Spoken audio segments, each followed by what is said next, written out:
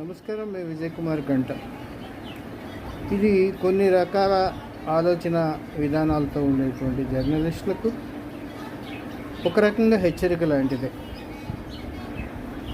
WhatsApp గ్రూపులు, YouTube గ్రూపులు లేదా ఇతర సామాజిక మాధ్యమాలకు సంబంధించినటువంటి గ్రూపులు క్రియేట్ చేసి రకరకాల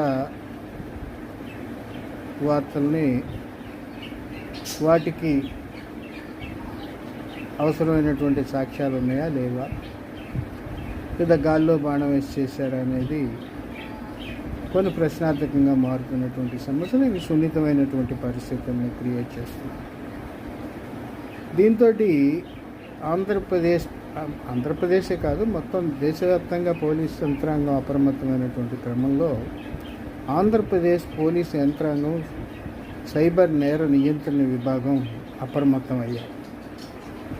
ఏదో ఒక విధంగా వాట్సాప్ గ్రూపుల నుంచి యూట్యూబ్స్ వరకు ఫేస్బుక్, ట్విట్టర్, ఇతర అకౌంట్లలో కూడా వీళ్ళు ఈ జర్నలిస్టులు అనబడేవారు లేదా గతంలో జర్నలిస్టులుగా చేసి సెన్సేషనల్ కోసం వార్తలు ఇచ్చేవాళ్ళు ఇప్పటికీ డిజిటల్ రంగంలోనూ లేదా యూట్యూబ్ రంగంలోనూ ఉంటూ కొన్ని కథలు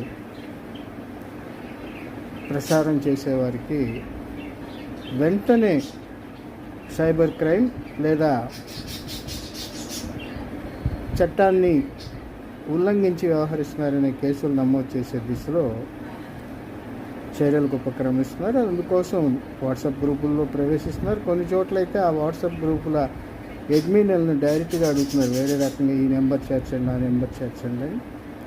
అట్లాగే ఈ సామాజిక ఫేస్బుక్ కానీ, ట్విట్టర్ కానీ, ఇతరత్ర కొన్నిటిలో ఆ నిర్వాహకుల్ని సబ్స్క్రైబ్ చేసి అడగనవసరం లేదు, ఫాలో అవుతుంటే ఆటోమేటిక్గా తెలిసిపోతుంది. అవి గుర్తించి 41 CRPC నోటీసులు జారీ చేస్తున్నారు. కొంతమంది మీద ఇంకా కఠినమైన నేరాలు చేస్తున్నారు. కొంతమంది అనుకుంటారు, నేను పలానా అతని మీద విమర్శ చేస్తాను, దాని మీద ఒరిగేదేం లేదు, అతను పరుగు పోతుంది. కానీ అటువంటి కేసులను కూడా పోలీసులు సీరియస్గా తీసుకొని 41 CRPCలు రాస్తారు. ముఖ్యంగా సినీ నటుల మీద లేదా రాజకీయ నాయకుల వ్యక్తిగత అంశాల మీద, ఇతరత్ర మీద చేసేవారు.